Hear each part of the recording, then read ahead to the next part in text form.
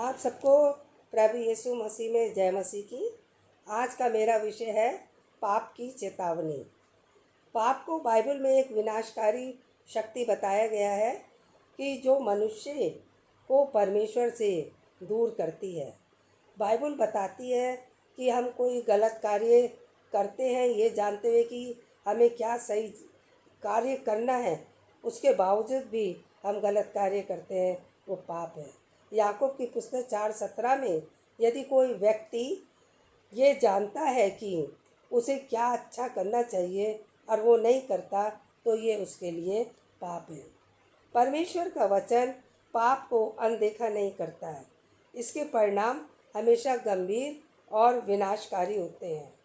पाप मनुष्य को ईश्वर के अनंत जीवन और अनुग्रह से वंचित कर देता है। अगर आप दूसरा शैम्बल और उसका 24 अध्याय में आप देखेंगे कि परमेश्वर दाऊद से नाराज़ था और उसकी नाराज़गी का कारण ये था कि दाऊद ने बहुत पाप किए। उसकी जो तलवार थी वो खून से रंगी हुई थी और परमेश्वर ने उसके ऊपर 3 विपत्ति डाली।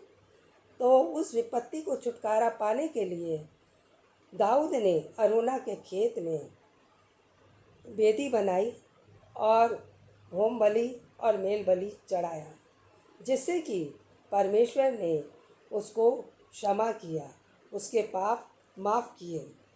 यहाँ पर अगर हम देखेंगे पाप की मजदूरी मृत्यु है, परंतु परमेश्वर का जो वरदान है हमारे प्रभु यीशु मसीह में अनंत जीवन है। पाप इंसान के विचारों और कार्यों को दूषित करता है, जैसे कि वो ईर्ष्या करता है, नशा करता है, घर में और समाज में वो कलह करता है, व्यभिचार करता है, जिससे कि वो शैतानी अवस्थाओं में ग्रस्त हो जाता है और परमेश्वर से दूर हो जाता है।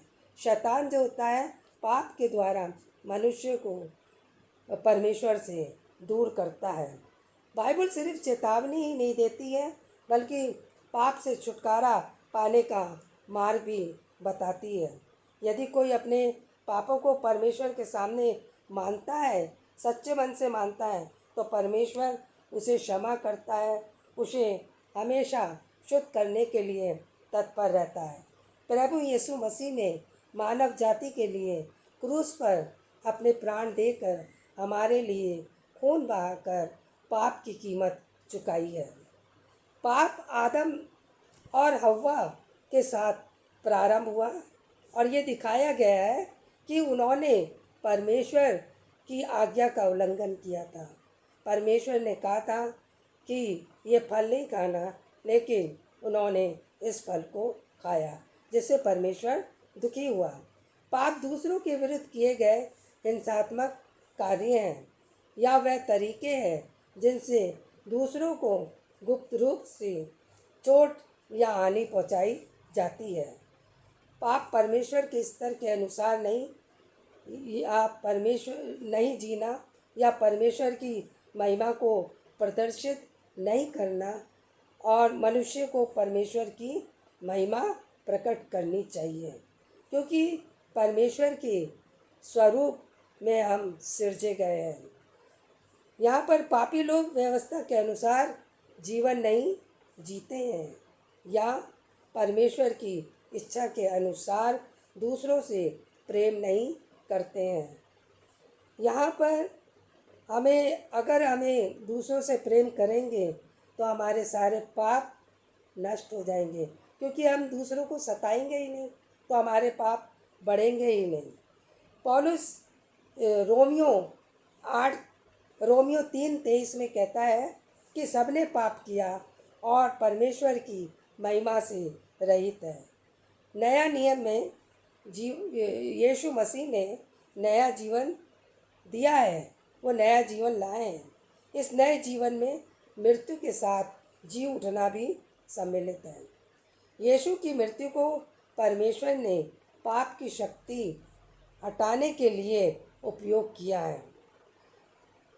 रोमियो 3:9 में देखेंगे, जिसमें यीशु ने सब लोगों के पापों के दोष के लिए दुख उठाया। उसका बलिदान पापों के लिए दिया गया था। उस बलिदान के लिए यीशु ने हमारे पापों की कीमत चुका दी है। अब लोगों के साथ परमेश्वर की नई वाचा बंध गई है, जिसमें अनंत जीवन भी सम्मिलित है। सबने पाप किया है, लेकिन जो मसीह में है वो नई सृष्टि है। आमीन।